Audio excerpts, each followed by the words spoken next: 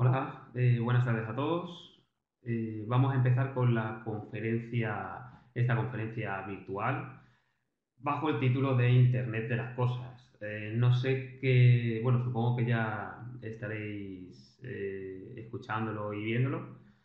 Y bueno, pues os voy a ir contando un poco, ¿vale? Antes de empezar con lo que es la charla, me voy a presentar, vamos a ver una pequeña agenda de los puntos que os quiero enseñar a lo largo de esta sesión.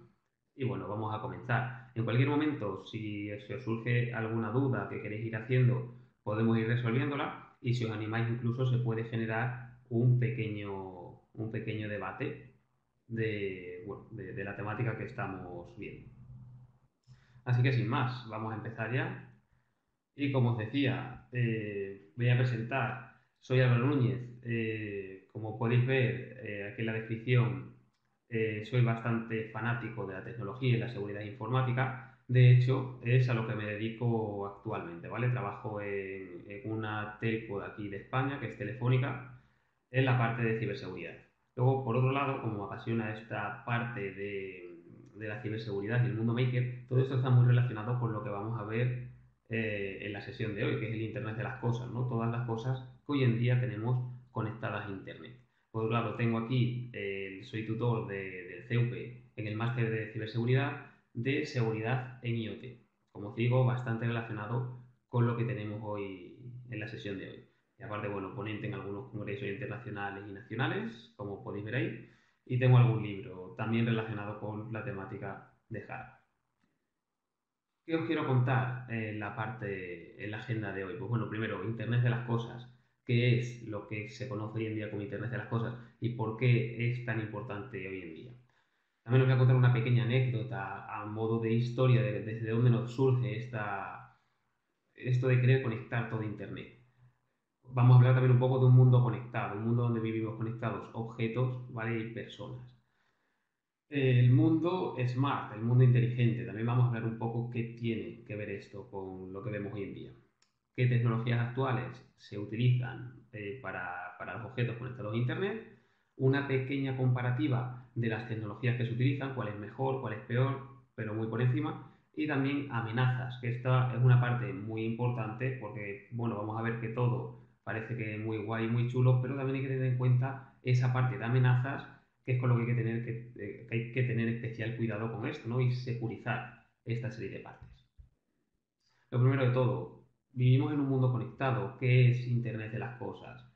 Bueno, al final el Internet de las cosas, esa terminología hace uso al simple hecho de cosas conectadas a Internet, ni más ni menos. Al final todos tenemos un ordenador que lo conectamos a Internet, es una cosa conectada a Internet, pero realmente no lo consideramos una cosa conectada a Internet, sino que lo utilizamos y ya está. Sin embargo, sí que se nos hace raro ver como una nevera, un microondas o un lavavajillas se conecta a Internet, ¿no? Eso es lo que nos está cambiando y es esa terminología, ¿no? De cosas conectadas a Internet, sobre todo lo que nos viene a la cabeza de las cosas nuevas.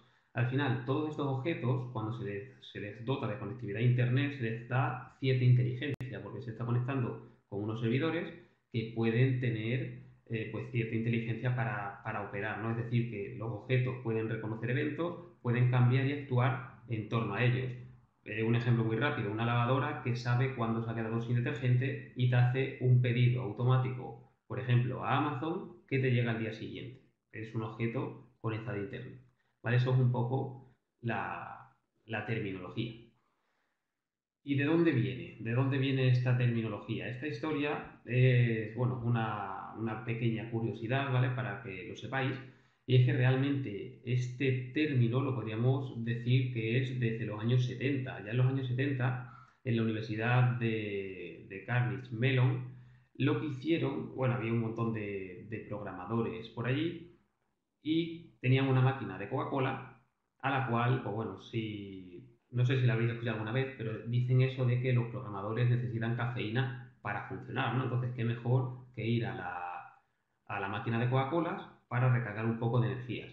Esto tenía un problema, y es que la universidad era bastante grande y la máquina de Coca-Colas había una y estaba bastante alejada de la zona de programadores. ¿Qué es lo que se les ocurrió? Pues bueno, en esta época de hecho no existía todavía Internet como tal, sino estamos hablando de ARPANET, que es, no sé si os suena, pero fue esta red militar que unía partes de Estados Unidos. Pues lo que hicieron realmente fue conectar esta máquina a ARPANET, es decir, crearon una especie de mini interruptores que lo que hacía era reportar el estado a la parte del departamento, es decir, la máquina estaba a un lado y esa información estaba pasando por un servidor para llegar esta información a donde estaban los programadores. De tal manera que los programadores pues querían saber si, lo primero, si había latas de Coca-Cola, porque si no nos iban a dar el paseo de 10-15 minutos si no iban a poder coger Coca-Cola. Entonces, por un lado querían saber si había Coca-Cola, también en qué columna las había. En este caso, aquí podemos ver en las últimas líneas un ejemplo en 4 columnas, y además también querían saber si estaba frío o caliente, porque si las acababan de recargar, pues no iban a estar frías. Entonces, esto en verdad lo que hicieron fue tener 3 estados. Tenemos ahí un ejemplo como si fuese a 4 columnas. Por ejemplo, el primer ejemplo era empty, empty, una H y 3M. Esto lo que quería decir es que las 2 primeras columnas estaban vacías, estaban empty, y las otras 2 no estaban frías del todo, sino que había hecho 1 hora y en la última columna 3 minutos que se había recargado, de tal manera que si vas a la última columna va a estar caliente porque la han recargado hace 3 minutos, y en la tercera columna la han puesto hace 1 hora. Entonces, bueno, no sabes si va a estar frío, caliente o cómo va a estar. En el segundo ejemplo ya vemos que las 2 primeras columnas están frías, ¿vale? Recibíamos el mensaje call, y en las otras, pues bueno, igual, ¿no? Hay una serie de columnas que no están.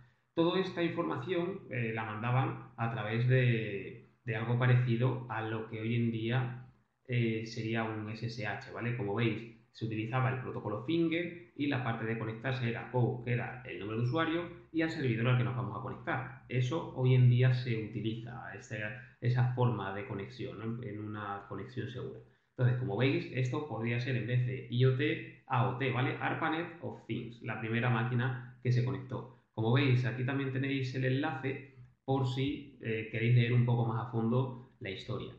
Luego, con el tiempo, esta máquina la actualizaron y dejaron de poder recibirlo. Pero un poco más tarde, ya en 1992, hicieron el mismo apaño con una máquina de M&M's que también pusieron en esta universidad. Es decir, hablamos que ya desde los años 80 pues eso, ya surgía esa necesidad de tener cosas conectadas a Internet. ¿Para qué? Pues simplemente para saber que yo voy a ir allí y tengo eso, ¿vale? Ya tenemos desde hace tiempo esa necesidad de conocer, ¿no? De tener datos. Vale, y estamos hablando de un mundo conectado, ¿no? Desde hace mucho tiempo un mundo conectado. Pero os voy a hacer una pregunta. ¿Creéis que realmente está todo el mundo conectado? Bueno, aunque este dato pueda parecer sorprendente, ¿vale? Es así, pero no. Obviamente no todo el mundo está conectado. De hecho, se estima, según estudios, que hay unos 4.400 millones de personas en todo el mundo que no les llega el Internet, ¿vale? Estamos hablando que al final hay un montón de objetos conectados y hay muchísima gente que todavía está sin conexión. Hay un estudio que, bueno, si os interesa el tema y quisierais ver más, aquí os voy poniendo referencias, ¿vale? Que podéis ver. Este es un estudio de McKinsey and Company, y el estudio es Offline and Falling Behind Barriers to Internet Adoption. Como veis, este mapa llama mucho la atención porque en el estudio muestra cuánta población no tiene acceso a Internet. En este caso, esta foto data del 2013. Llama mucho la atención ver cómo países como Estados Unidos o Rusia están iluminados, no están coloreados como diciendo, oye, aquí no hay conexión a Internet. Esto engaña mucho, y es que al final Rusia es muy grande, y aunque realmente hay una pequeña parte que no tiene Internet, pero bueno, al final se ve mucho. Como veis, aquí es un pequeño resumen, sobre todo de dónde no se tiene acceso a Internet.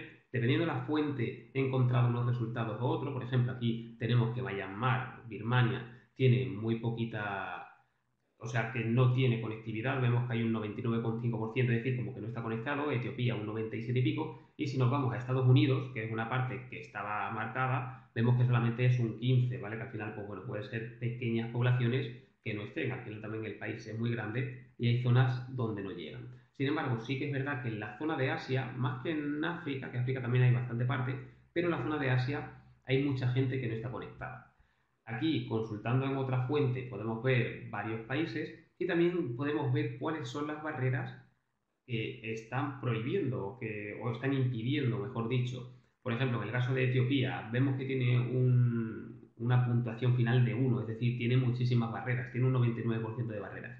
¿En qué se basa este estudio? Bueno, por un lado, el interés que tenga la gente y ya la capacidad previa que el usuario sepa, ¿vale? En este caso, en el caso de Etiopía, se está dando como cero, es decir, que es que a la gente a lo mejor no le interesa directamente estar conectado, pero por otro lado también, ¿cuánto se está destinando a ello? Como veis, en el caso de Etiopía, es que tampoco se destina a ello. Sí que tienen una parte de infraestructura, que es mínima, vemos un 5 sobre 100 de infraestructura, que bueno, puede ser a lo mejor simplemente que ciertas partes del organismo del gobierno tal necesiten conectividad, pero lo que son los propios ciudadanos no tienen las capacidades y al final es gente que no está conectada y que tiene muchas barreras para darse a esa conexión. En el caso, si lo comparamos por ejemplo con Estados Unidos, tiene muy poquita barrera y lo que tiene, según esto, es que falta un poco de infraestructura y falta un poco de dinero para conectar todo. También, claro, estamos hablando de que Estados Unidos va a instalar la conectividad más puntera que tenga. Sin embargo, en el otro, por eso va a necesitar más dinero, ¿no? Sin embargo, en otros sitios, con instalar cierta conectividad a lo mejor más barata, podría serlo, ¿no? Eso depende ya de cada país cómo lo fuera a poner. Entonces, bueno, me pareció un dato interesante que hablando de cosas conectadas a Internet,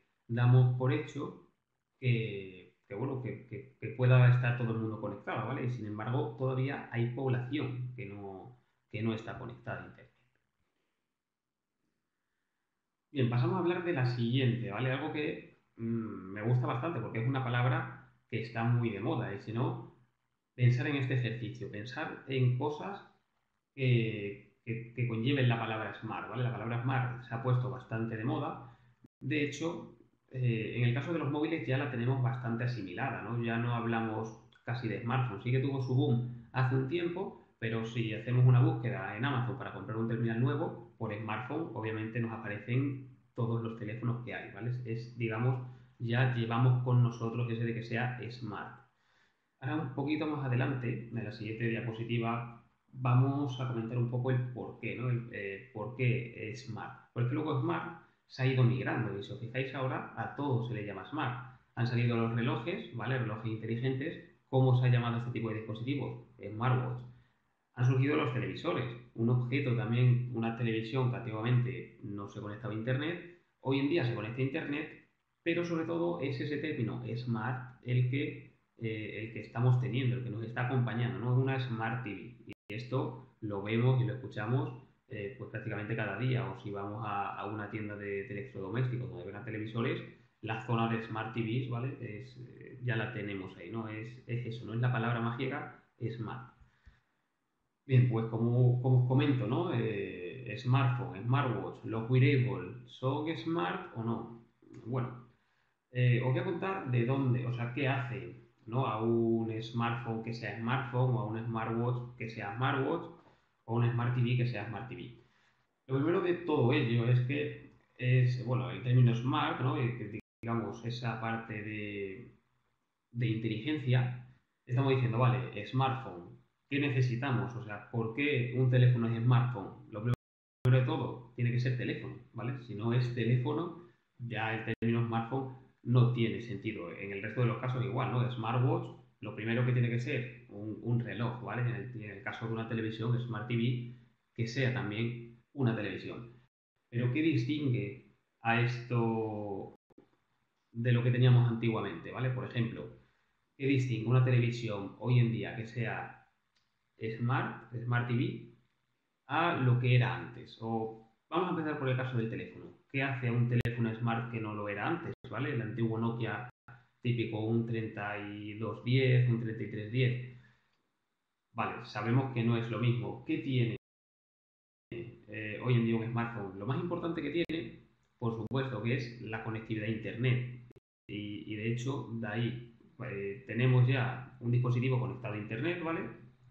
O sea, ese smartphone, que es un teléfono inteligente, tiene conectividad a Internet. con 3G, con 2G, con 4G, pero estamos conectados a Internet. Lo más importante también es que tienen un sistema operativo y esto aplica tanto al reloj como a la televisión. Es decir, tienen un sistema operativo sobre el cual tienen aplicaciones. Tienen aplicaciones como puede ser el cliente de correo electrónico, un navegador web, de tal manera que estamos accediendo a Internet desde estos dispositivos y a la vez estamos compartiendo nuestros datos, ¿no? Un teléfono está compartiendo nuestra ubicación, está compartiendo incluso las fotos, ¿no? Que hoy en día se suben a la nube. En el caso de un reloj nos toma la frecuencia cardíaca y nos ayuda cuando hacemos deporte. Y en el caso de una televisión nos recomienda qué queremos ver o qué nos sugiere, qué nos gustaría ver en ese momento. Todo eso al final son de los datos que se están alimentando y que se están conectando a Internet, ¿vale? Aquí ya hablamos, por un lado, por supuesto, son objetos conectados a Internet, no lo tenemos tan en cuenta cuando se ha empezado a hablar de IoT, o sea, nosotros en qué momento vamos a considerar que nuestro smartphone es un IoT. Se nos ha vendido un poco más esta parte de IoT a pequeños dispositivos, ¿no? Como puede ser una bombilla, una lámpara y cositas así, pero realmente nuestro teléfono es un dispositivo IoT, ¿vale? Nuestro reloj es un dispositivo IoT.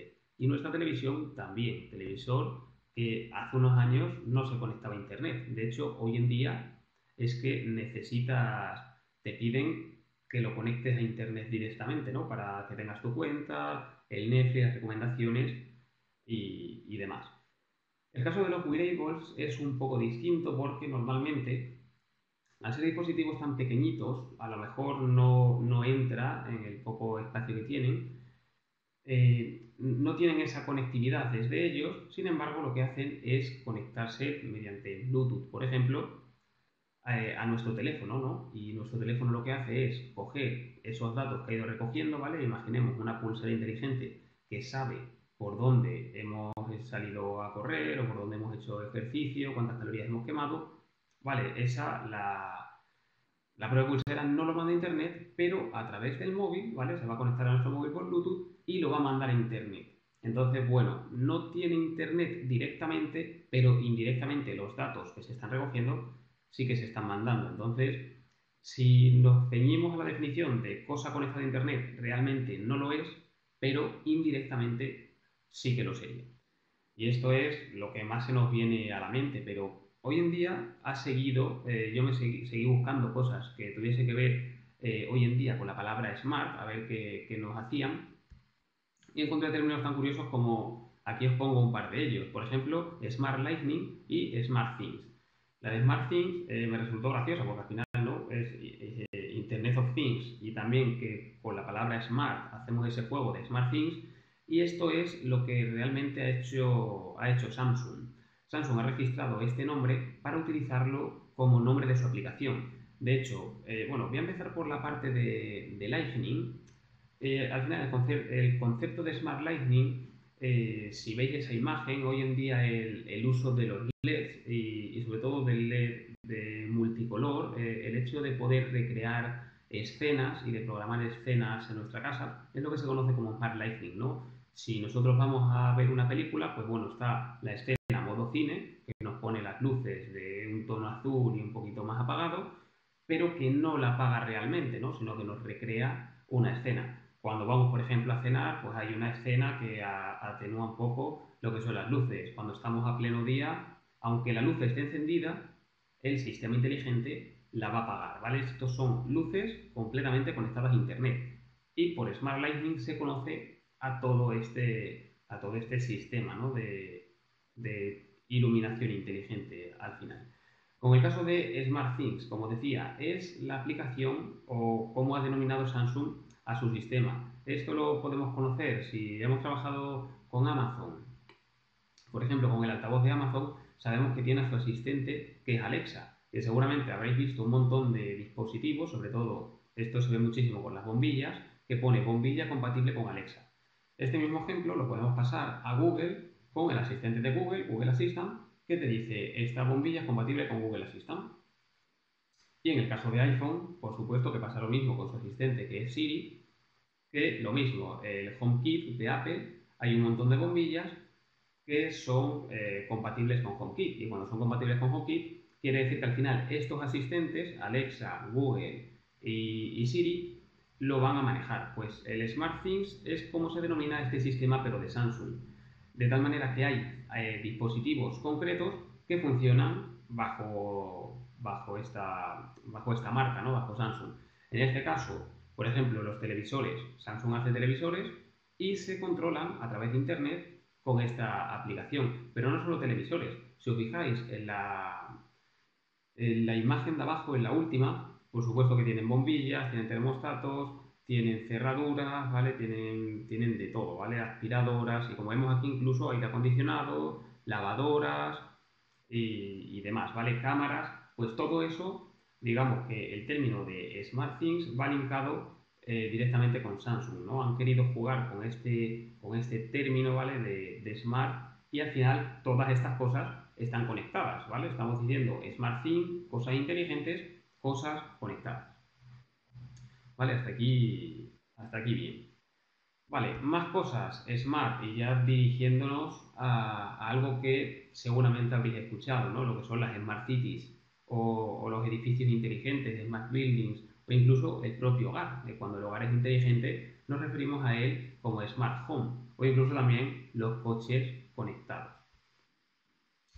¿Vale? Como os digo, Smart Car. Aquí, como veis, esta anécdota también es graciosa y es que al buscar por Smart Car, es decir, por un coche inteligente, realmente nos sale este cochecito porque es de marca Smart, ¿vale? Otra vez vemos el uso de la palabra Smart en una marca que no quiere decir que el coche sea Smart o que sea inteligente o que sea todo lo inteligente que debería ser, ¿no? En este caso, por no liarme, yo lo que dije, pues bueno, pues voy a buscar mejor sobre coches conectados bueno, y ver realmente este concepto, cómo le estamos llevando a cabo. Bueno, en el caso de las Smart Cities, si os fijáis en este grafiquito, vuelvo a destacar el uso que yo creo que llega a ser incluso abusivo de la palabra Smart. Es decir, estamos viendo un gráfico de Smart City y estamos encontrando la palabra Smart en mil sitios. Por ejemplo, Smart Parking, Smart Street Lights, ¿vale? Aquí ya volvemos, ¿no ves? Smart Lightning y Smart Lights, al final iluminación inteligente. Los Smart Building, la Smart Home sale por aquí, también Smart Energy, es decir, todo, ¿vale? Lo asociamos a Smart. Incluso aquí en el caso de Smart City pone también una pelotilla aquí, si veis el cursor, que pone Internet of Things. Pero realmente Internet of Things son todas las cosas que están conectadas a Internet. Por ejemplo, pensemos aquí en sensores de gas y de agua para detectar fugas.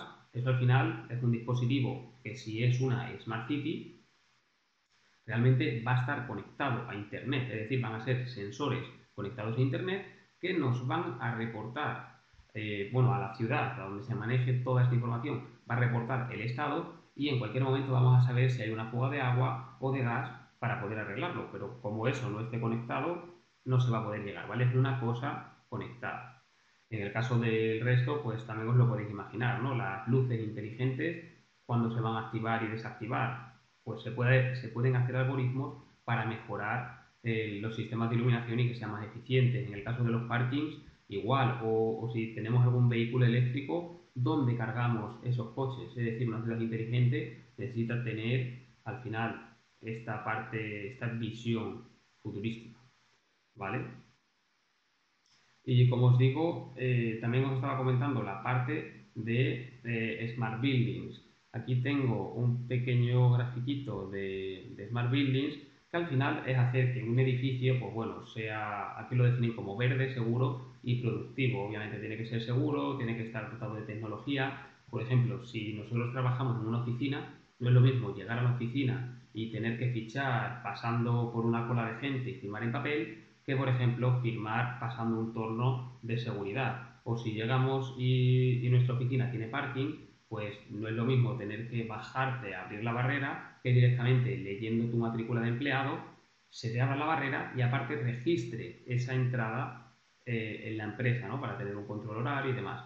Y luego, por supuesto, todo el tema de climatización del edificio, que tenga una climatización eficiente, que sea o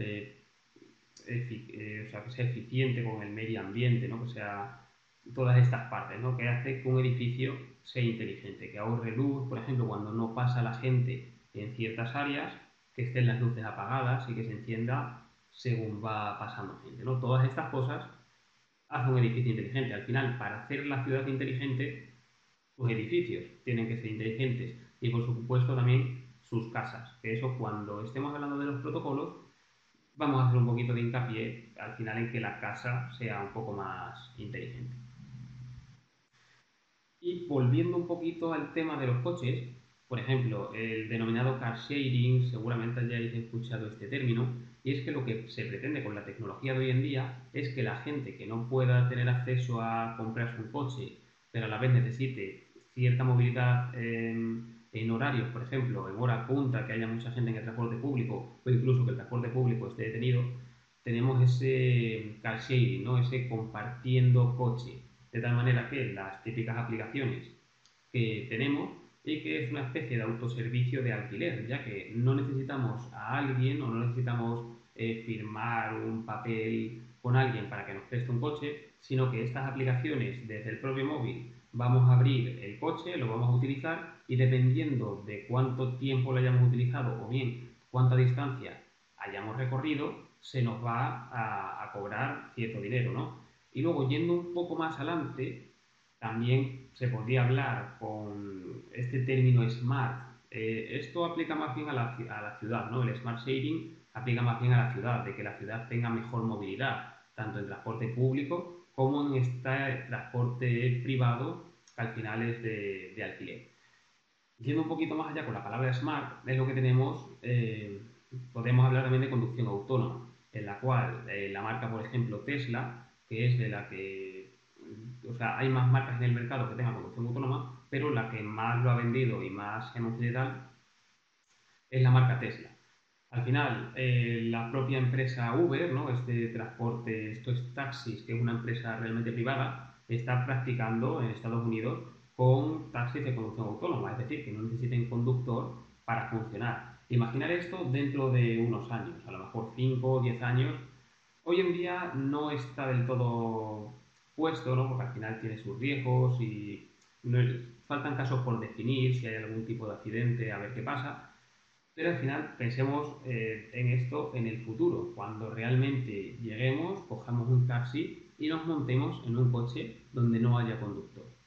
¿Vale? Pues al final todo eso en una ciudad que esté bien comunicada, un día en el que los semáforos y los coches hablen o incluso entre que los coches puedan hablar entre sí para poder cederse el paso, pues bueno, todo esto nos va a ayudar a crear una ciudad realmente inteligente. ¿Vale? Todo lo que conocemos Smart City. Al final, todo esto, ¿cómo se va a hacer una Smart City? Pues con objetos conectados a Internet. Objetos, objetos y más objetos. Y al final todo conectado a Internet, ¿vale? Al final vamos a tener que convivir en un mundo en el que tanto las personas como los objetos, ¿vale? Estemos en constante comunicación, ¿vale? Y, como decía al principio, que sepan responder ante eventos. En el caso de un coche, deberá parar cuando vea un peatón cruzando la calle, ¿no? Toda esa información lo debe saber, ¿vale? Y se debe reportar y al final estar conectado y saber responder ante ciertos eventos. Vale, vamos a pasar a hablar un poquito de las tecnologías actuales. Esta parte es un poquito más técnica, o sea, tenemos un poco la idea en la cabeza de o sea, de qué es Internet of Things, pero cómo funciona esto por debajo y lo más importante, qué tecnologías lleva, cómo vamos a construir el día de mañana una Smart City. Bueno, hablando de tecnologías actuales, el primer protocolo que os voy a comentar es MQTT, que es un sistema, ¿vale? Un patrón, mejor dicho, de publicación-suscripción. Esto es, que se van a distribuir mensajes que genere, por ejemplo, un sensor y lleguen a X clientes. Lo primero que hay que decir de MQTT es que, para que os voy a intentar hacer un símil, y es que si nosotros nos vamos a una página web de internet, estamos acostumbrados a escribir en la barra de direcciones http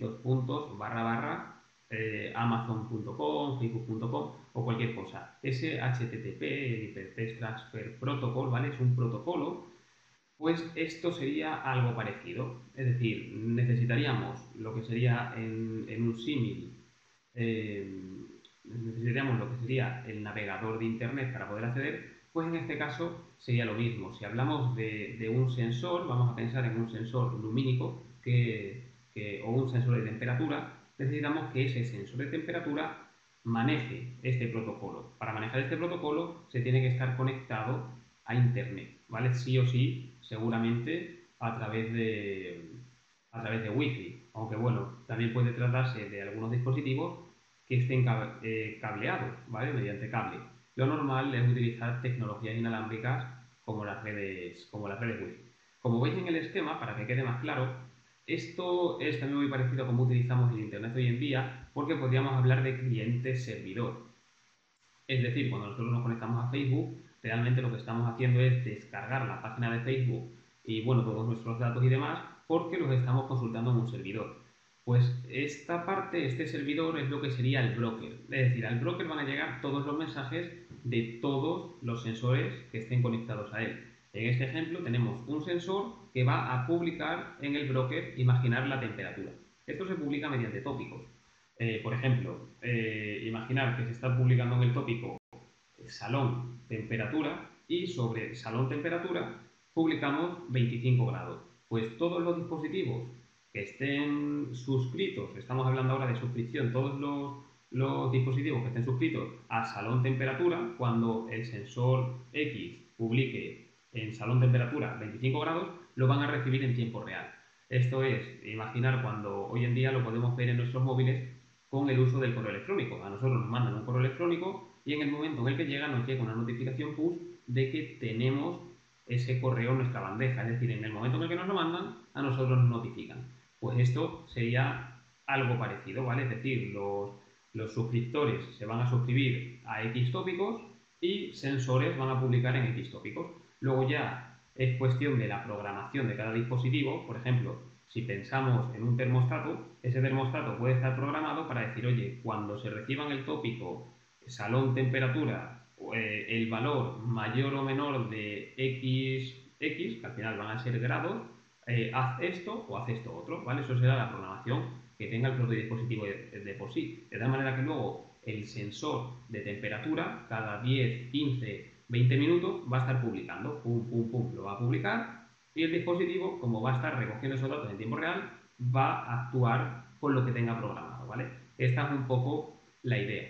Como os digo, esto va directamente sobre la capa TCP/IP, va sobre Internet. Esto es, el sensor del cojablo de temperatura puede estar en mi casa, pero puedo contratar un servidor que esté en Estados Unidos o en Asia o en cualquier sitio que tenga Internet, ¿vale? Al final es una máquina que está siempre encendida y este sensor que está en mi casa manda esa información al broker que estará en tal ubicación y es que luego el resto de dispositivos que estén suscritos también van a estar en X ubicación. Es que puede haber un dispositivo suscrito que esté en Canadá y que el hecho de que nosotros publiquemos en ese broker lo van a recibir allí, ¿vale?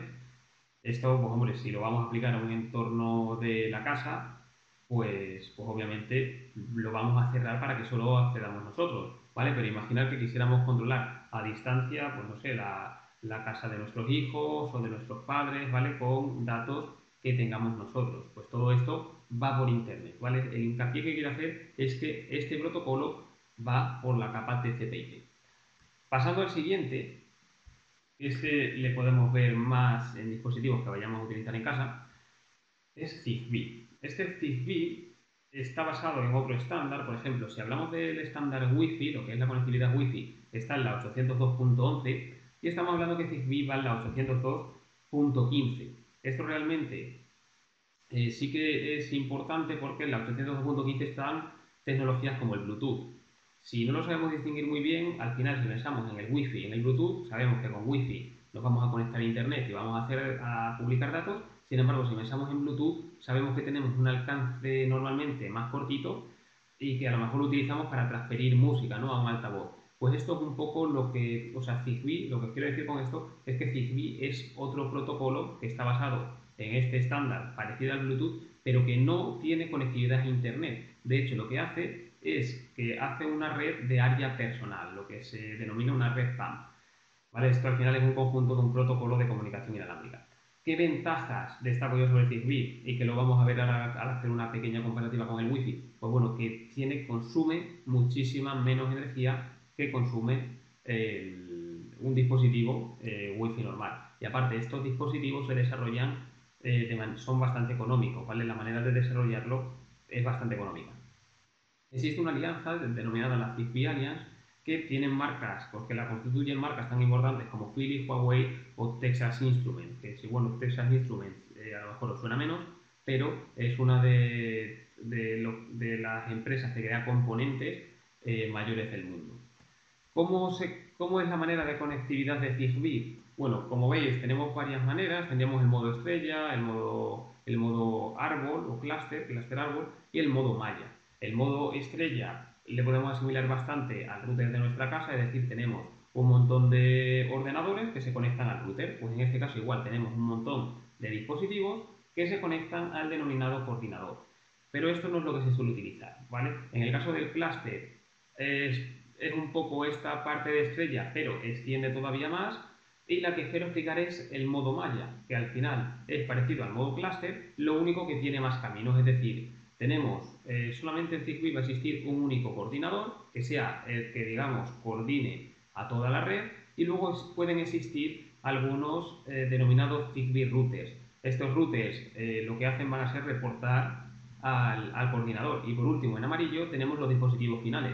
Volviendo al caso de antes, un sensor de temperatura va a reportar la información a un router y al coordinador. Y el coordinador va a ser el que tenga toda la lógica para mandar una señal a otro dispositivo, ¿vale? Un ejemplo muy sencillo, un botón y una bombilla. Cuando pulse este botón, enciende esta bombilla, ¿vale? Pues todo eso al final tiene la lógica en el coordinador. Para que veáis las marcas que trabajan hoy en día con Zigbee, tenemos la Philips Hue, que es esto que tenemos aquí. IKEA también tiene su propia bombilla que trabaja con protocolo Zigbee. El propio Amazon Echo, que es el altavoz de Amazon, también tiene Zigbee. Xiaomi, que es un fabricante chino, que también se ha puesto bastante de moda, tiene una parte domótica con la cual también trabaja bastante con Zigbee, Belkin, interruptores Livolo, sensores de alarma voz, ¿vale? Y aparte todos los dispositivos que alguien se pueda crear. Pues todo esto se puede hacer con tecnología Zigbee. Si os fijáis, esto tiene un truco, porque yo os acabo de decir que Zigbee te crea una red privada para, por ejemplo, para tu casa, ¿no? Un sistema de malla. Pero os he dicho que no tiene conectividad a Internet. ¿Cómo funcionan estos dispositivos? Vale, si veis esta imagen, esto es lo que te suelen vender en un kit de Philips Hue, y veis la bombilla con conectividad Zigbee y ese cuadradito es un puente, es decir, eso lo que nos hace es comunicar por un lado a la red Zigbee y por otro lado con Internet, de tal manera que la propia aplicación de Philips, ¿vale?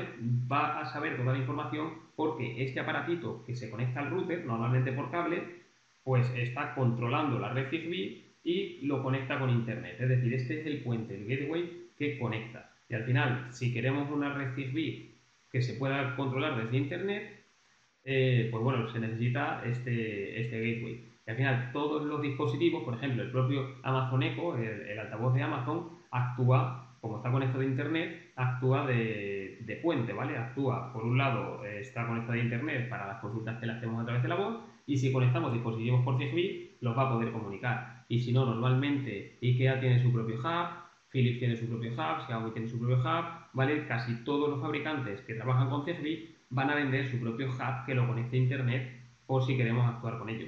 Aún así, volviendo al protocolo MQTT y ya poniéndonos un poco más en modo manitas, en modo do it yourself, existen proyectos para hacerte tu propio servidor en casa que comprando una antena Zigbee y con un pequeño ordenador puedes hacerte un conversor de MQTT para que tú con una aplicación o cualquier cosa que tengas en tu móvil desde cualquier parte del mundo lo comuniques por MQTT y este pequeño ordenadorcito te va a hacer la conversión a Zigbee para controlar, por ejemplo, tu casa, ¿vale?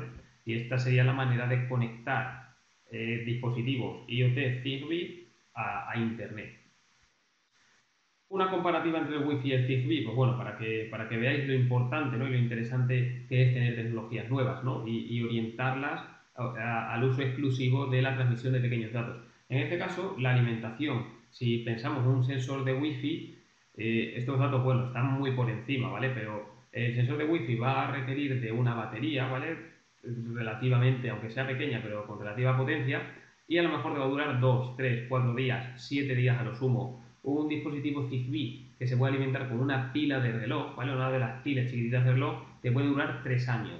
Esto, claro, esto se ve afectado, por ejemplo, en la velocidad. Obviamente, el Wi-Fi te puede ir a 54 megabits por segundo y con Zigbee estamos transmitiendo muy pocos datos, pero es que realmente queremos transmitir muy pocos datos porque queremos transmitir un pequeño valor en muy pequeño intervalo de tiempo. Es decir, no necesitamos una conexión constante como necesitamos, por ejemplo, en el caso de estar conectados a Internet, que estamos conectados a Internet constantemente. No podemos parar esa conexión. En este caso, Zigbee, como es otro protocolo, no necesita estar constantemente conectado o no consume tanto cuando no hay movimiento, ¿vale? Por eso, en el caso del Wi-Fi, dura tan poco. También si hablamos del rango, por wifi normalmente unos 100 metros, dependiendo luego ya si extendemos la red o no, pero ponerle alrededor de unos 100 metros y en unas condiciones ideales con buenas antenas Zigbee te puede llegar a los 1000 metros. Pues, como os digo, al final para una casa poder hacer un sistema enmallado y tal es mucho mejor. Aquí también es verdad que por Bluetooth, dices, hombre, por Bluetooth también se podría hacer algo parecido porque consume muy poquito, pero sin embargo tiene sus desventajas. Como os comentaba antes, el Zigbee trabaja en la misma frecuencia y de hecho lleva la misma norma que el Bluetooth. Si lo comparamos con Bluetooth normal, obviamente no tiene, o sea, el Bluetooth no tiene nada que hacer porque si veis la última parte que es la de consumo, estos son datos aproximados, tenemos por ejemplo que son 100 milivatios comparado con 30. Es verdad que el Bluetooth LE consume poquísimo, 0,5 vatios por ejemplo, consume muy poco, pero mirar el rango que tenemos aquí detallado. Es verdad que aquí el Zigbee ponemos, venga, 75, 100 metros, el Bluetooth por lo general 10, 15 metros, pero es que el Bluetooth Smart o LE, que lo primero que suele ser sin autenticación y tiene bastantes problemas de seguridad, y es un rango menor de 10 metros, es decir, son para dispositivos que estén muy cerca. Por tanto, aunque nos podemos encontrar en el mercado algunos dispositivos que vayan por Bluetooth, pero no es lo más normal. Y por último, este que de momento hay pocos dispositivos de consumo que se vendan, pero es LoRa y lo conocido como LoRaWAN. LoRa es un tipo de modulación patentado por Semtech y LoRaWAN es cómo se gestiona, es el protocolo de red que gestiona esta parte de LoRa. Si os fijáis, la parte de conexión es muy parecida a lo que hace Zigbee. Al final tenemos una serie de puentes que nos van a comunicar con Internet y nuestros dispositivos LoRa se van a conectar a este gateway con este sistema de modulación y va a ser este gateway el que nos lo convierta. Como veis, pues se supone que toda esa parte va a ir securizada, va a ir cifrada y demás, por lo menos la parte de Internet, o es lo que se intenta, o es lo que se intenta hacer. Como os digo, es bastante similar, sin embargo esto tiene también su parte buena.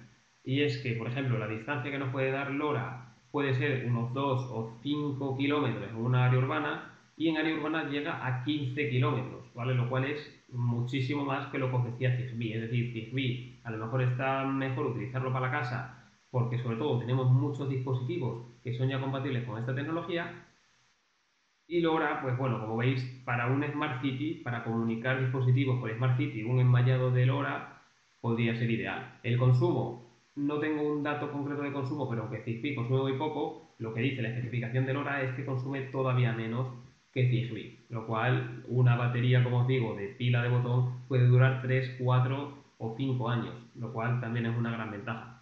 Y en el caso de velocidad, pues en este caso, como también consume menos, la velocidad normalmente es más bajita, es decir, el límite teórico está en 250 kilobytes por segundo.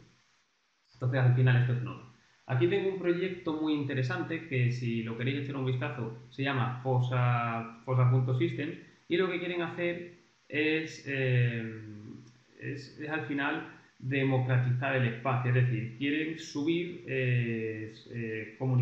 un nanosatélite que tiene conectividad por LoRa, ¿vale? Y al final, pues bueno, que si tú te haces un dispositivo LoRa, como van a subir al espacio una maquinita con LoRa, a ver este proyecto qué tal sale, pero si tú tienes tu dispositivo en casa, pues vas a poderte conectar con el espacio y este aparatito que está en el espacio retransmitir, ¿vale? Es decir, una especie de, como si fuese un broker MQTT, pero en el espacio, ¿no? Es un concepto bastante chulo que os recomiendo que veáis. Y veo que Juan tiene una pregunta. Vale, esto, Juan, si quieres, voy a avanzar un poquito más y ahora al final os hablo de la comunicación, ¿vale? Ahora que al final lo vemos. Por supuesto, de las tecnologías actuales no podemos, tenemos que hablar del 5G, ¿vale? El 5G es muy importante. Y para ello, ¿qué nos ha aportado los sistemas de la banda móvil actuales? Bueno, si hablamos del 1G, por allá en la época de los 80, si veis el gráfico de abajo, más o menos, vamos, que una tecnología suele durarnos unos 10 años, el 1G era un sistema analógico, fue con el 2G, con el conocido como GSM, cuando llegó la telefonía digital móvil, y aquí ya se podía utilizar datos a muy baja velocidad. De hecho, cuando iba a salir el 3G, salió un 2,5G, que es lo que conocemos como GPRS. Luego ya llegaríamos al 3G o UMTS, que básicamente es lo que más conocemos, y lo que al final lo que nos aporta, aparte de mejoras con respecto al 2G, al final siempre lo que nos va a dar es una mayor seguridad y una mayor velocidad de transmisión de datos. Y en el caso del 4G ha pasado lo mismo, que al final es la norma LTE y lo que nos ofrece es más velocidad, mejor calidad, más seguridad, porque hay bastantes ataques en redes 2G, hay muchísimos, en redes 3G también hay alguno, por ejemplo, bajar la conectividad 3G, forzarla a que se conecte por 2G y luego hacer ataques, ¿vale? Eso al final es una debilidad. Y bueno, por 4G. Y por supuesto vamos a llegar a la 5G, cuando todos los objetos realmente puedan estar conectados por 5G. Es decir, ya no vamos a necesitar un coordinador o un puente que nos conecte con Internet, sino que directamente va a estar todo conectado con las antenas de telefonía, ¿vale? Con conectividad inalámbrica. ¿Qué nos va a ofrecer el 5G? Pues bueno, lo primero que vamos a tener un mayor rendimiento.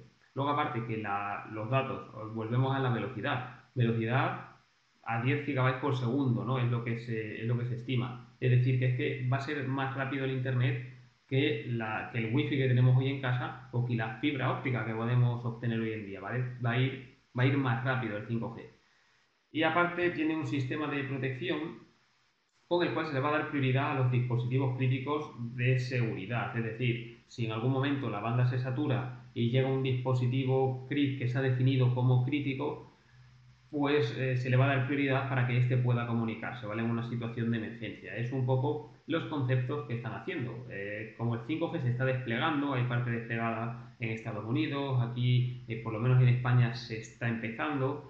Esto tiene también un problema. Todavía no hay muchos móviles que sean compatibles con 5G. Si queremos hacer nuestro dispositivo compatible con 5G, necesitaremos un móvil de los última generación que tenga todo esto.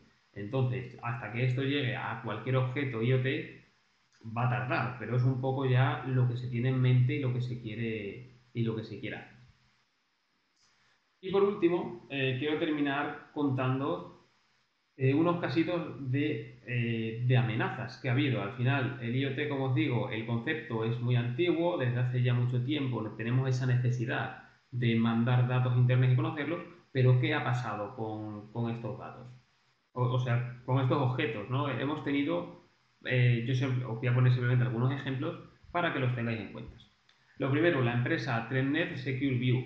En 2013 es una empresa que se dedica a montar cámaras de seguridad y tuvieron un problema de seguridad que cualquier persona podía conectarse a cualquier cámara que tuviese en esta empresa, cualquier cliente que tuviera una de estas cámaras, ¿vale? Fue un problema que, bueno, al final normalmente estas cosas con temas de actualización de software se suelen resolver, pero que en su momento, hasta que al final parchean esos datos, imaginar poder ver, pues yo que sé, algún bar que tenga esto, alguna casa que tuviese esta tecnología contratada y que tú directamente desde internet podías colarte, ¿vale? En el sistema, sin necesidad de usuario, de contraseña, sino un fallo de seguridad, dejó expuesta a miles de cámaras al alcance de cualquiera, ¿vale?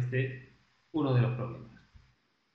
Endomondo es una aplicación para el tema del deporte. ¿Qué es lo que hacía? Pues bueno, que también tuvieron un fallo de seguridad y todos los datos de los usuarios se podían obtener, de tal manera que podías hacer un estudio de, lo primero, averiguar la vivienda de esa persona, porque normalmente la mayoría de los datos se hicieron estudios y hay un punto en común, ¿vale? Aunque tú hagas distintas rutas cada día, pero hay un punto en común donde pasas siempre y de donde sales, ¿no? Es, digamos, el punto caliente de donde más datos hay.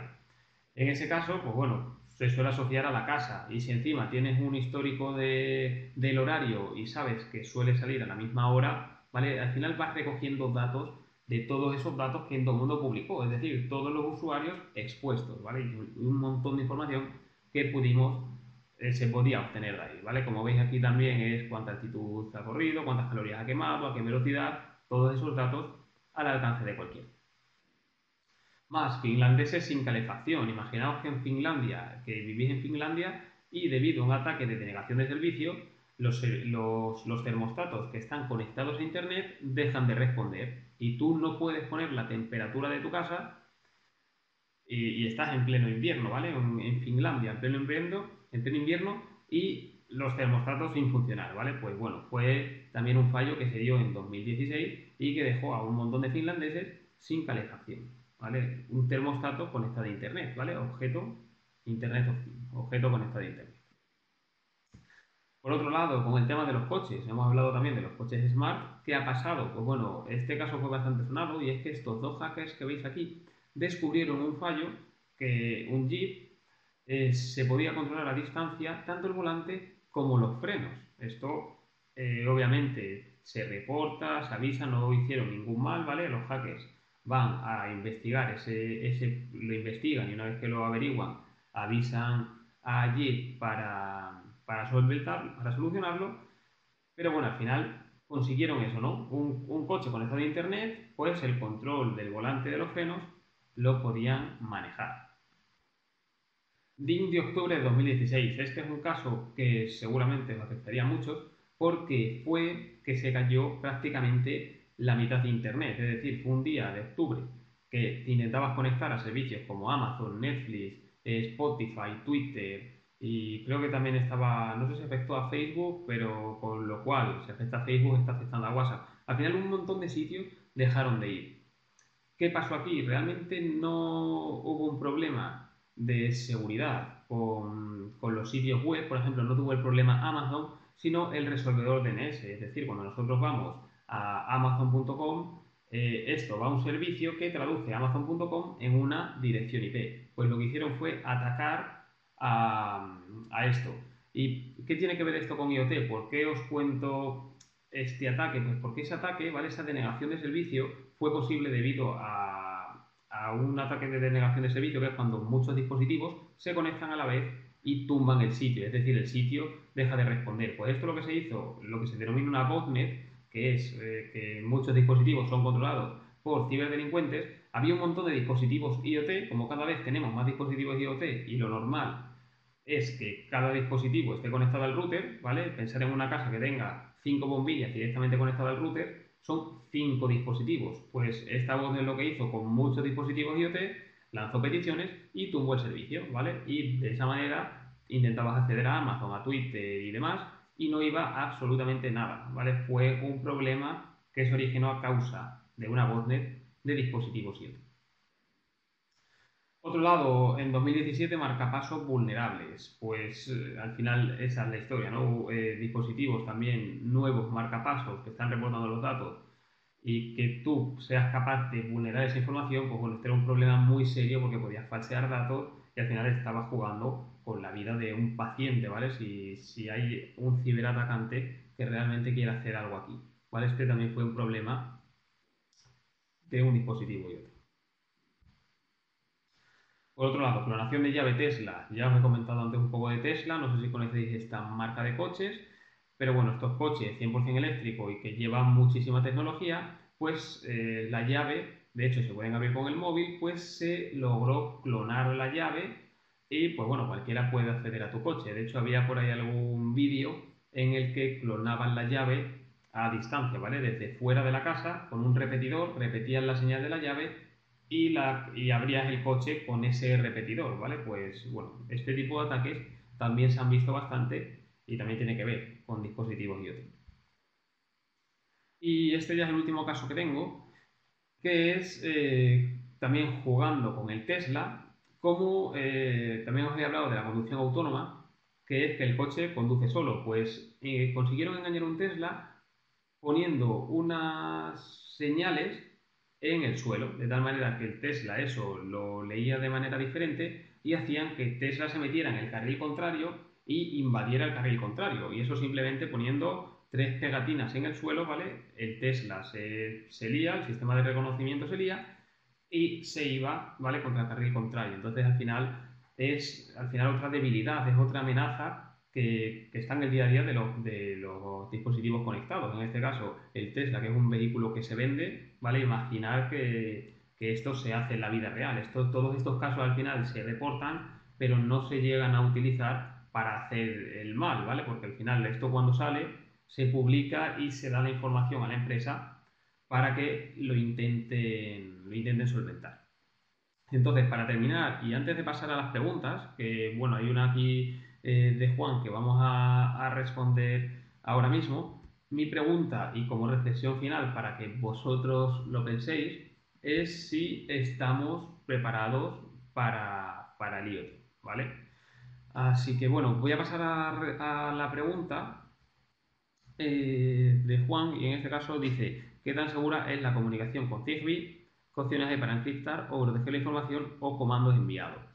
En este caso, la comunicación con Zigbee, eso depende o sea, en este caso, ¿por qué hay pocos ataques a las redes Zigbee? Pues porque al final lo que necesitas es tener un dispositivo Zigbee, tienes que estar cerca, no es como en el caso por ejemplo, una conexión a Internet, ¿no? Que sí que vas por Internet. En el caso, si quieres hacer un ataque a una red Zigbee como tal, tienes que estar cerca. Entonces es verdad que hoy en día cada fabricante va a implementar entre el coordinador y el dispositivo final, vas a implementar lo que tú quieras. En el caso, por ejemplo, de Philips, pues va a utilizar su propio protocolo, ¿vale? Porque no hay nada definido como tal. De hecho, a lo mejor te compras eh, el coordinador de Philips y luego te compras otro dispositivo Zigbee y tiene su propio coordinador. Es decir, aquí cada uno lo está implementando, cada fabricante lo está implementando como quieras. En el caso que te he comentado antes de que hay un proyecto que te convierte esto en el protocolo MQTT, este proyecto ya se encarga de coger todos los dispositivos, por ejemplo, las bombillas Philips, se estudia cómo va ese protocolo y en el proyecto lo hace compatible, ¿vale? Hace que, por así decirlo, que hable su idioma, pero no está estandarizado al 100%. Entonces, en el caso de encriptar y proteger y demás, va a depender de cómo lo implemente el fabricante. Si tú te haces tu propio, si te haces tu propio sistema Zigbee o tus propios sensores Zigbee, vas a ser tú el que defina, ¿vale? El que sepa cómo se va a entender tu coordinador con, con el dispositivo final, ¿vale? Eso va a depender de ti. Bueno, no sé si tenéis, no sé, podéis hacer ahora las preguntas o comentar si queréis generar, dar vuestra opinión con respecto al tema de cómo veis el mundo de las cosas conectadas a Internet hoy en día. Así que bueno, espero los comentarios y ya os digo que aquí acaba la presentación. Así que nada, ya os digo, si queréis preguntas, ¿vale? Las podemos resolver.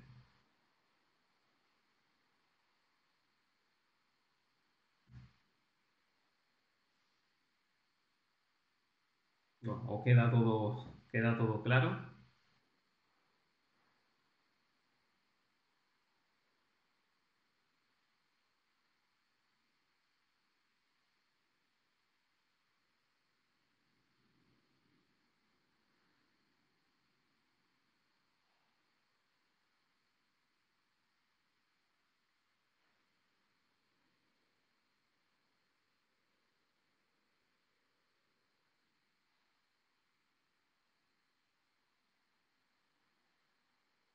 Bueno, muchas gracias a todos los asistentes y bueno, espero que os guste el tema, que os llame la atención y como conclusión final, hacen falta profesionales en el tema de la securización del IoT, ¿vale? Esa es mi conclusión final, es que tiene futuro el IoT, sí tiene mucho futuro, pero falta sobre todo esa parte de securización, ¿vale? Nunca podemos desviar eso porque hemos visto las amenazas que hay. Eh, ¿Qué dispositivos podemos, Irina pregunta, ¿con qué dispositivos podemos usar IoT en el salón de clase? El salón de clase, ¿a qué te refieres exactamente?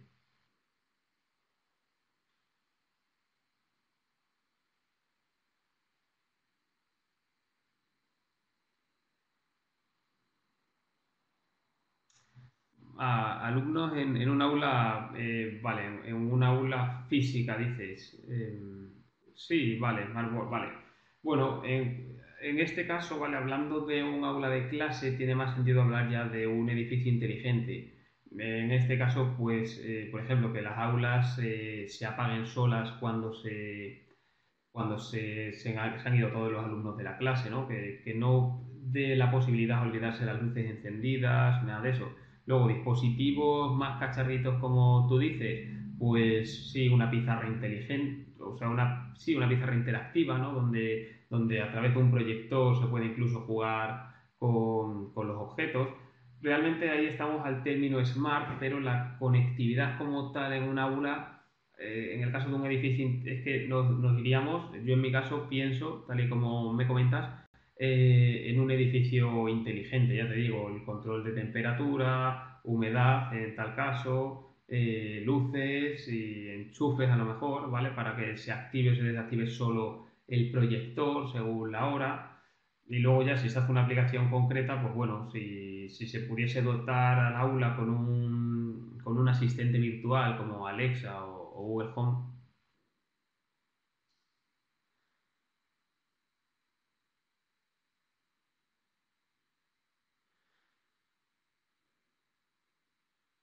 claro, la respuesta de Joana también es buena, ¿no? Al final, pues eso, ¿no? Que no, todavía no estamos preparados porque nos falta preparación, sí.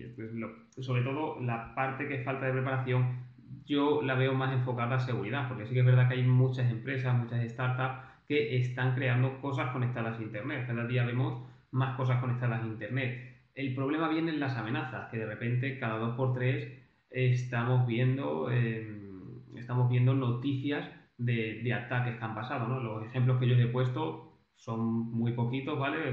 De varios años, pero es que cada día hay más. Entonces, más bien lo que falta, no estamos preparados, pero porque hay muchos problemas que puede haber de seguridad. Yo creo que por el resto hay mucha iniciativa, hoy en día hay mucha tecnología que hace unos años no se tenía. Hoy en día cualquiera puede jugar, puede aprender, ¿vale? Con cosas como Arduino y tal, puedes aprender y puedes hacer de tus propios sensores. O sea, la tecnología hoy en día es que está al alcance de cualquiera, ¿no? Como quien dice, falta ser conscientes de a dónde se puede llegar.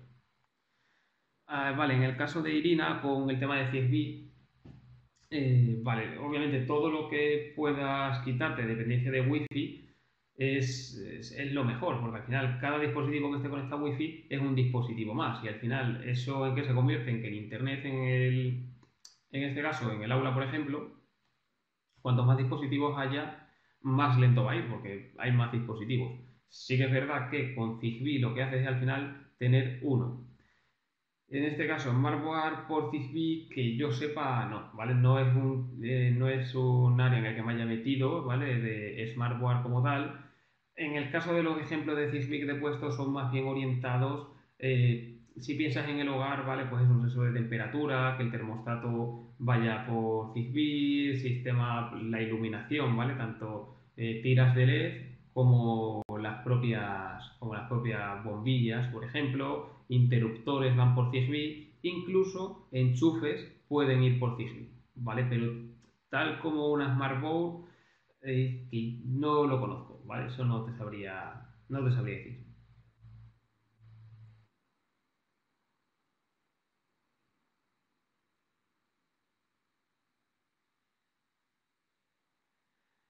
Bueno, pues Si no tenemos más dudas, pues de nuevo, muchas gracias a los